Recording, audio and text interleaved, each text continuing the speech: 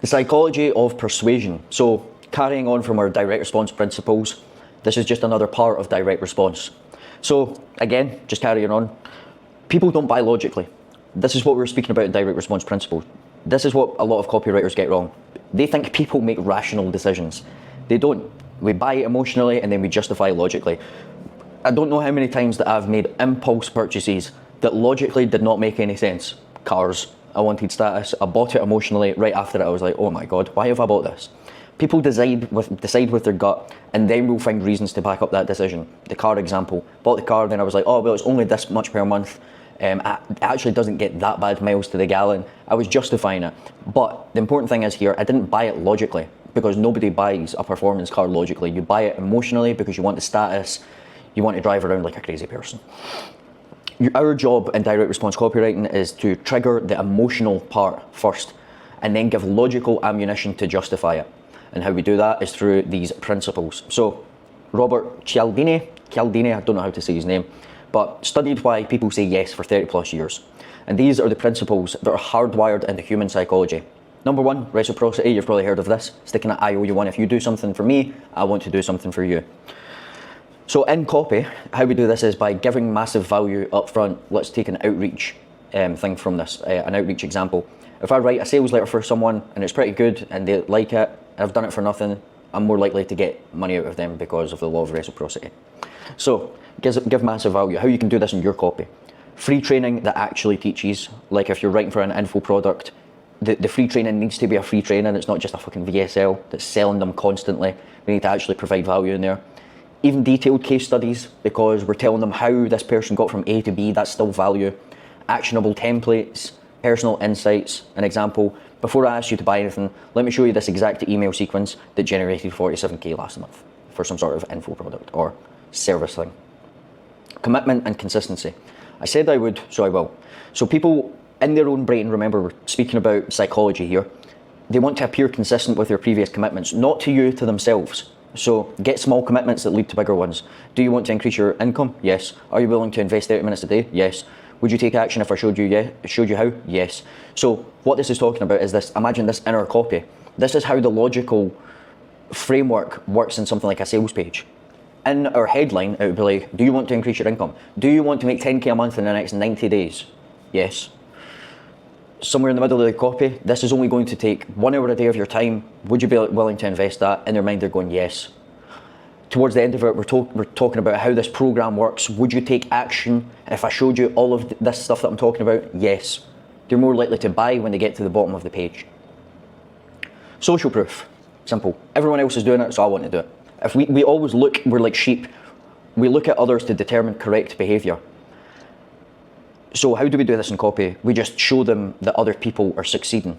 Customer testimonials, case studies, the number of customers, celebrity endorsements, expert endorsements, which we'll go into next. So again, it's like join 50,000 women who've already transformed their skin with this breakthrough formula. Well, if 50,000 people have tried it before me, it's obviously going to work for me. Simple psychology. Authority. The expert says so I'm going to do it. We always defer to credible experts. So how do we do this in copy? If this is an info product, we need to establish the founder as the authority. What's their credentials? What's their media mentions? The results that they've generated or industry recognition. So after helping 500 entrepreneurs scale to 7 figures, here's what I've learned. Or this could be, let's say it's some sort of supplement. Dr. John Hopkins of something university says that this supplement makes you lose weight. We're always going to defer to the experts. Number 5 is liking. I like you, so I trust you, so I'm going to buy from you. We say yes to people we like. And how do we build likability? Well, similarity is a good one. So let's speak about an info product. I was broke too. Compliments. In our copy, you're smart enough to see this. 99% of people aren't going to read any further than this, so you're already in the top 1% just for reading this sales letter. You know that life isn't supposed to be like this. We're sharing some common ground and getting them to feel related to us and see themselves in us.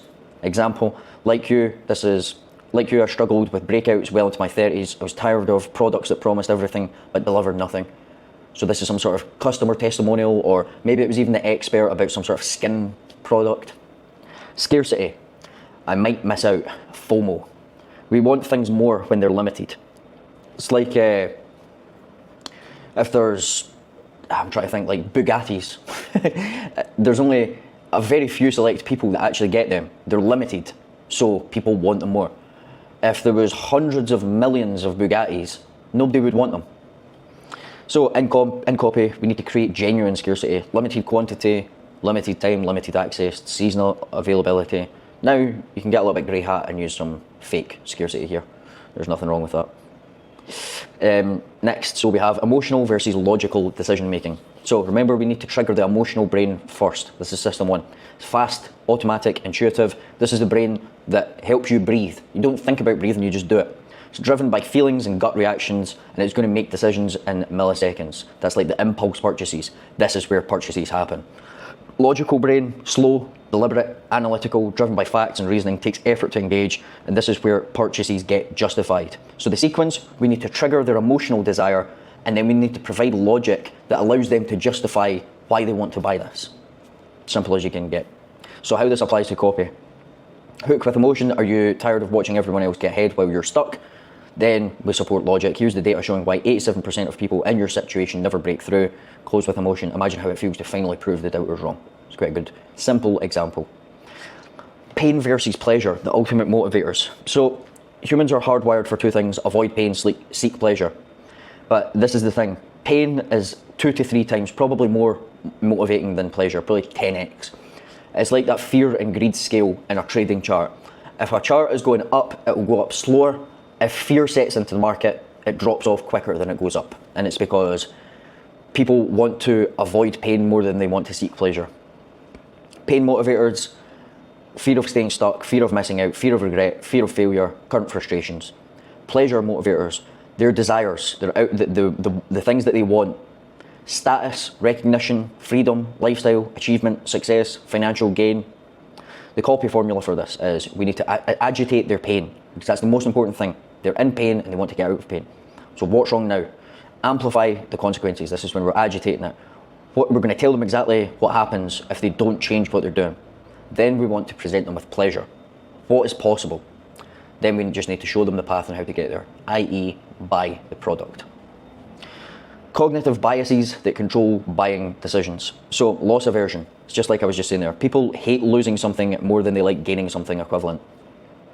So in copy, we need to frame our offer as preventing loss more than it is gaining something. Gain new skills. Doesn't really sound that good, does it? However, don't let another year pass without the skills that could change everything. Sounds a little bit more appealing. Still not the greatest, but you get my point. Anchoring bias. So the first number people see influences all subsequent judgments. In copy, anchor high, then present actual price. So here's a little example. A dermatologist consultation costs $300 plus $150 for prescription treatments that may or may not work. You get this proven system for $97. So what we've done there is anchored high. We've said, normally to solve this problem, the old way is this much. So they're already thinking, oh, that's quite a lot of money. And then we go, but you can get it for just $97. This all sounds very simple, and it sounds like, does that stuff actually work? Trust me, this stuff works because it's human psychology and it's been tested over decades.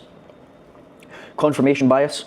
People seek information that confirms what they already believe. Remember, we're not trying to give them new beliefs, we're just tapping into the inception. We're tapping into the dreams that they're already having. So we just need to align with their existing beliefs and then guide them. So that's where it really comes in, that you need to understand your market and understand the customer. The better that you can do that, the easier this becomes. So you already know that most marketing advice is bullshit. Here's what actually works. You already know that everyone else's AI prompts are shit. That's why you buy mine. The bandwagon effect. People do things because others are doing them. So this is simple, like we're sheep, we're following other people, show momentum, popularity, join this many people that have done this, and then it's the FOMO effect. The sunk cost fallacy. People continue investing in something because they've already invested. So remind them what they've already put in. You've already spent 2 years trying to figure this out. Don't waste that investment. The endowment effect. People value things more highly just because they own them. So this is why like trial periods and guarantees work. This is why like the OG direct response guys would send people products and be like, try it for 60 days. If it doesn't work, then keep it and you get a full refund anyway. But the thing is, once people have got something, they feel like they own them and they don't want to give it back. It's why so many full refunds for like info products work. When people get in there, they don't want to come out because they feel like they own it, so they don't want that refund because they already own the product. So the Abraham Maslow was, hopefully I'm not butchering any of these names, but he was an American psychologist who created one of the most influential theories in psychology, and it was this hierarchy of needs. Again, another primal psychology in humans. People buy to satisfy needs in this exact order. So survival, which is basic needs, food, shelter, safety, health, security. Then social, which is connection needs like loving, belonging, acceptance, status, recognition, and then self-actualization. I think there's actually 5 pillars, but I've put it into these 3 with sub-niches or sub-pillars underneath them. 3 is self-actualization, so that's need for growth. It's very simple when you think about it. Basic needs, you need to live, you need to survive, you can't die. Then we need like love in our life, we need people around us, we want people to like us, we want recognition, we want status, and then next comes growth. So it always works, this is a hierarchy, it's in this order. Self-actualization is achievement, purpose, fulfillment, legacy, impact. Your copy should connect to the deepest need level possible. So the best way to understand this is we can have something that's fulfillment, right? But then we can also tie this back into something that's like a status. So we don't want to go for this one because this is the one that is lower on the hierarchy of needs. So if we can get an offer that is mostly based around this one, like legacy or impact, but we can tie it to status and recognition, we're going to have a higher chance of selling it. So advanced psychological triggers, these are good, this one's. So the contrast principle, everything's relative. We need to show contrast between their current state and desired state. So where your competition struggles with basic copywriting, you'll have an AI system that produces A+ copy in seconds. Hopefully that sounds familiar. The reason why, so people need justification for their actions in copy. We always need to provide a reason, even if it's obvious. So I'm only taking 50 people because I want to personally ensure everyone succeeds. Pattern interrupts, break expected patterns to create attention. So we need to use unexpected statements. Don't buy this course, then explain why most people shouldn't, but why they're different. So this is like a good pattern interrupt, like don't buy this course if you're this person, and then we just explain who our actual customer isn't.